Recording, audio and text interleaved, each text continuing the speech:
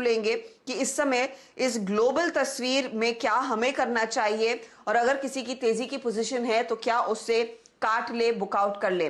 कावा साहब good afternoon. देखिए सिचुएशन डिटीरियरेट हो रही है, बात करते करते अब 196 पॉइंट नीचे आ गया मिड कैप इंडेक्स, 100 पॉइंट की गिरावट निफ्टी में, और 150 अंक पूरे गवा चुका है इस समय निफ्टी बैंक भी।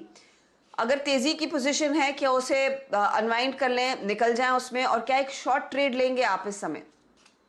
समझदारी तो वही है। Good afternoon to you Harshada, क्योंकि 15,861 इतना इजी लेवल पार करना नहीं है, ये एक स्पेसिफिक लेवल है, लेकिन परसेंटेज टर्म्स में आसपास ही होना चाहिए, जो कि हमने देखा है 15,950। आज सुबह मैंने कहा था कि बाई करने की जगह दो है, या तो 15,900 पार कर ले तब, या फिर 15,750 के इर्द गिर्द अगर वहां पर कोई सपोर्ट या स्ट्रेंथ नजर आती है। तो यहाँ पर नजर तो नहीं आ रही, तो मुझे तो यहाँ पर वीकनेस अब भी नजर आती है। जो स्ट्रक्चर था 2-4 दिन से बन रहा था, 4 दिनों से, वो वीक स्ट्रक्चर बन रहा था। ऊपर तो गया था, लेकिन लग रहा था कि ऊपर जाएगा नहीं नीचे आने के लिए, तो यहाँ पर वो वीकनेस है। मुझे लगता है वीकनेस आते दिनों में थोड़ी बढ़ सकती है और शायद भी देखने को मिल सकते हैं। क्या ये शॉर्ट करें? बिल्कुल शॉर्ट कर सकते हैं, अगर आप 1 या 2 दिन का नजरिया देख रहे हैं तो। कल शायद परसों शायद एफएनओ एक्सपायरी वीकली जो है फिर लोअर लेवल्स पे हो, ऐसा नजर आता है। तो ट्रेंड नीचे की तरफ तेजी से आ रहा है। डे लो पर इस समय निफ्टी है 15,700, मेरे ख्याल में कुछ ही क्षणों में टेस्ट होने के पूरे पूरे आसार बनते दिखाई दे रहे हैं। कोई लक्ष्मण रेखा अगर जो इम्पोर्टेंट है निफ्टी के लिए वॉच करना गावा साहब, क्लोजिंग बेसिस पर? मेरे ख्याल से लेवल है 15,800, जब तक इसके ऊपर नहीं जाता तब तक मान के चलना चाहिए वी आर डाउन।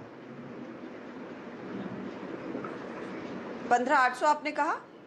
जी हाँ, 15,800 बिल्कुल।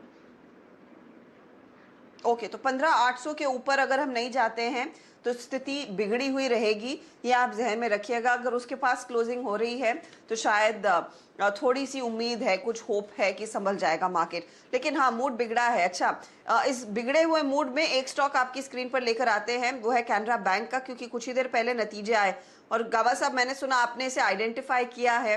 वैसे मैं नतीजे आपको बता दूं, प्रॉफिट का आंकड़ा बहुत ही बम्पर आया है, 1180 करोड़, तो 400 करोड़ से बढ़कर प्रॉफिट कैनरा बैंक का लगभग 1180 करोड़ के आसपास आता हुआ। और ध्यान इस बात का दीजिएगा कि उम्मीद क्या थी? उम्मीद थी कि कैनरा बैंक बढ़त दिखाएगा प्रॉफिट में, 740 करोड़ के आसपास तक का अनुमान था, उससे काफी बेहतर ये आंकड़ा देखने को मिला है। काबा साहब, ये इनफैक्ट आपने इत्तेफाक से पहले ही पिक किया, बताइए क्या पढ़ रहे हैं आप चार्ट में?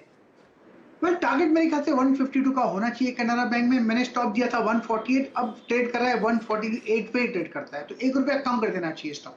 147 का स्टॉप लगाकर ट्रेड कर सकते हैं, बाइंग हो सकती है। टारगेट करीब 152 के रहेंगे कैनरा बैंक। 152 के टारगेट के लिए आप कह रहे हैं यहाँ पर तेजी का ट्रेड लेना है कैनरा बैंक, तेजी का ट्रेड, नतीजे अच्छे हैं। इनफैक्ट कुछ और हाइलाइट्स आएंगे उन नंबर्स की कि एसेट क्वालिटी की स्थिति क्या है, क्योंकि ज्यादातर बैंकों को एसेट क्वालिटी और स्लिपेजेस ने परेशान किया है, तो वो मैं आपके सामने रखूंगी। लेकिन जो प्रॉफिट का नंबर है वो काफी मजबूत है कैनरा बैंक का। कावा साहब, दूसरा ट्रेड जो आपने चुना है आज? आदित्य बिरला फैशंस। यहाँ पर मुझे लगता है कि बेसिक स्ट्रक्चर तो ठीक ही है, स्ट्रॉन्ग सपोर्ट जोन करीब करीब 215 के आसपास ही है, तो मुझे लगता है 230 तक जाएगा। स्टॉप होगा 217 का, आदित्य बिरला फैशंस। यहाँ पर लगता है कि आपको मिलना चाहिए।